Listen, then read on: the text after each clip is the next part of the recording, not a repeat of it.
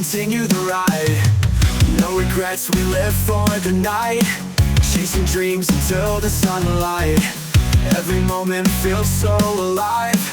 Hand in hand we'll continue the ride. Bak artis pendatang baru yang sekali main langsung dibuatkan film banyak oleh sutradara. Seperti itulah gambaran skuad Indonesia saat ini.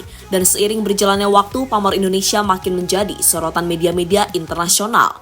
Hal itu tak lepas dari masuknya sejumlah pemain-pemain kelas Eropa seperti Ole Romeni, Dean James, Jay Itzas, Messil Gers, Kevin Dix hingga Emil Audero. Apalagi pemain-pemain di atas memiliki market value yang sangat tinggi bagi tim sekelas ASEAN. Belum lagi bergabungnya sejumlah pelatih kelas dunia seperti Patrick Kluivert, Danny Lanza, Alex Pastoor, serta penasehat teknik Jordi Cruyff. Dan yang membuat mereka semakin takjub dengan Indonesia adalah bagaimana mereka membangun chemistry dengan sangat cepat. Lihat saja, PES dan Sandi yang selalu akur, hingga gimana para pemain dan pelatih nampak menyatu dalam pertemuan pertama mereka dengan balutan nama Indonesia. Never gonna let this feeling die. Hearts are racing, we collide. In the shadows we reside.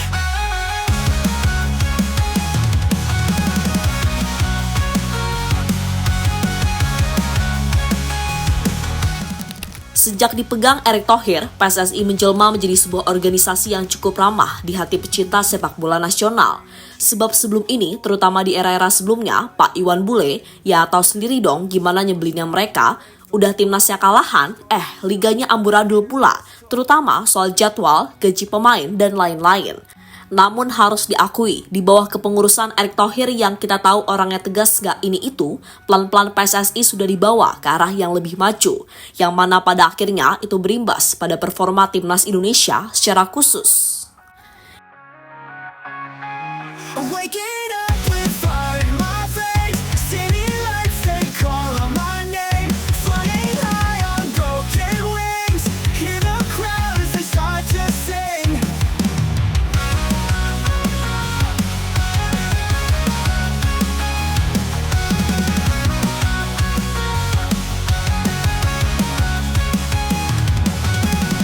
No regrets, we live for the night.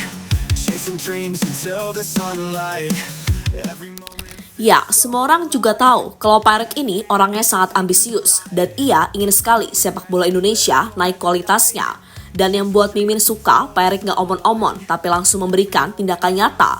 Hal itu bisa kita lihat bagaimana PSSI melakukan manuver satset mengebut proses naturalisasi 4 pemain dalam kurun waktu 2 bulan saja. Wah, ngeri sih ini.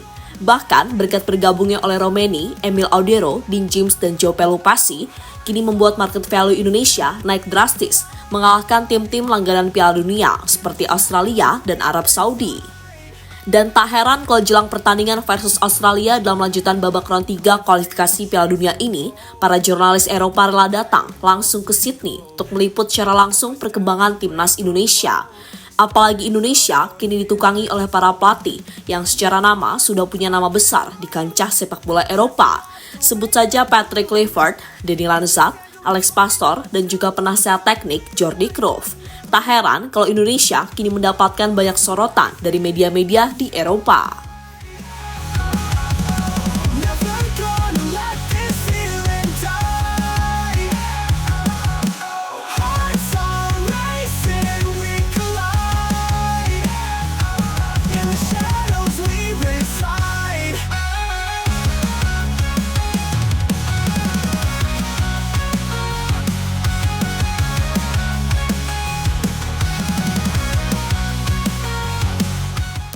Di sisi lain, media-media Eropa juga menyoroti bagaimana para pemain Indonesia membentuk chemistry dalam kurun waktu yang sangat singkat. Ya, seperti kita tahu kalau timnas Indonesia sedang mempersiapkan diri menghadapi Australia dan Bahrain di bulan Maret ini. Seperti biasa, chemistry dan persatuan para pemain akan jadi faktor penting. Sederhananya, dengan chemistry yang bagus, tim akan lebih efektif. Mengingat 11 pemain bisa bergerak secara terkoordinasi dengan baik. Selain itu, mentalitas juga akan semakin kuat. Pemain baru cepat beradaptasi dan pada akhirnya tim akan menjadi tim dengan penuh aura positif. Dan berkumpulnya para pemain jelang menghadapi Australia membuat kita bisa melihat bagaimana hangatnya hubungan baik antar para pemain. Lihatlah bagaimana Dean James yang selalu menempel Matt Silgers ketika menjalani sesi latihan perdana. Oleh Romeni yang langsung bisa menyesuaikan diri dengan para penggawa timnas Garuda. Emil Audero yang kedatangannya cukup senyap tapi langsung bisa klop dengan para pemain lainnya. Serta Joe Pelupessy yang akhirnya bertemu dengan Patrick Clifford setelah bertahun-tahun sempat berpisah. Dan tak sampai di situ saja, kita juga bisa melihat gimana kehangatan dari Tom Haye dengan asisten pelatih timnas, Coach Pastor. Rido yang mendapatkan pelukan hangat dari Justin Hubner, hingga pelatih tim Garuda, Patrick, yang memberikan pelukan selamat datang pada para penggawa timnas. Maksudnya, di sini para pemain nampak memulai semuanya dengan kehangatan yang menarik. Ada persatuan di sana, rasa saling respect, dan ini adalah aura positif yang membuat para penggemar timnas bersemangat menantikan aksi tim Garuda di lapangan nanti.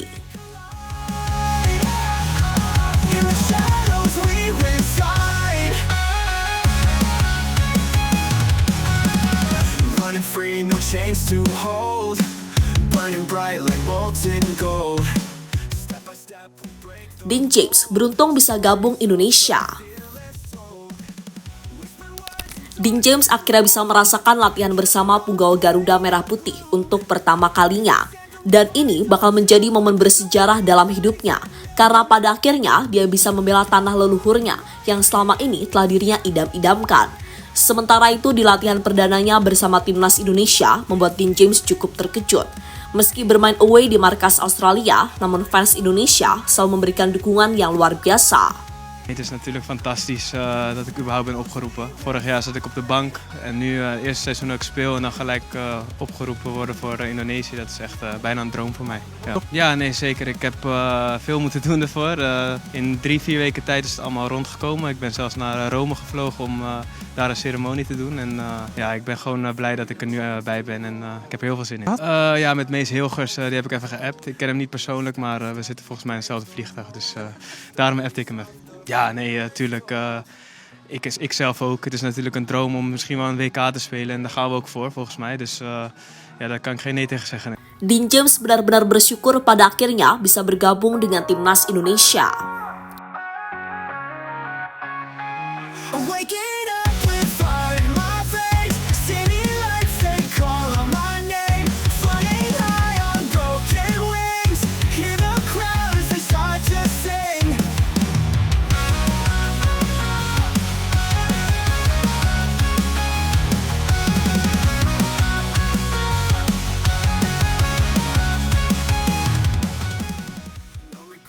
Jurnalis Eropa mulai soroti timnas Indonesia.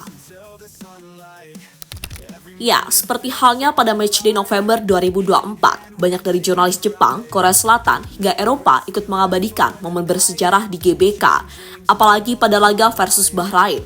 Cukup spesial dengan pertunjukan koreografi yang disebut telah dipersiapkan oleh Ultras Garuda serta La Grande Indonesia. Dan yang paling menarik, Kevin Dix dan Martin Paes juga sudah pernah mengajak para wartawan dari Denmark dan Amerika untuk merasakan secara langsung atmosfer fans di laga panas kontra Bahrain. Namun, sebelum laga versus Bahrain, sorotan media-media Eropa juga tertuju pada laga Indonesia versus Australia. Karena menurut mereka, ini adalah laga yang cukup menarik. Australia yang kehilangan banyak pilar utamanya, tentu saja nggak ingin kecolongan poin di kandang mereka sendiri. Selain itu, mereka juga akan mempertahankan harga diri sebagai tim langganan Piala Dunia. Kan malu kalau kalah dari tim rank 131 dunia. Namun di sisi lain, dengan segala perubahan yang terjadi pada skuad Garuda saat ini, membuat mereka semakin percaya diri untuk bisa amankan poin di kandang Socceroos. Seperti yang sudah dijelaskan oleh Patrick Clifford, bahwa timnas siap mencuri poin penuh di Sydney Stadium. Kami datang ke sini untuk mendapatkan hasil yang baik, dan hasil yang baik berarti kemenangan. Tentu saja ini akan menjadi pertandingan yang sulit, tetapi kami yakin kami bisa meraih hasil yang positif, ungkap Patrick Clifford dikutip dari ESPN.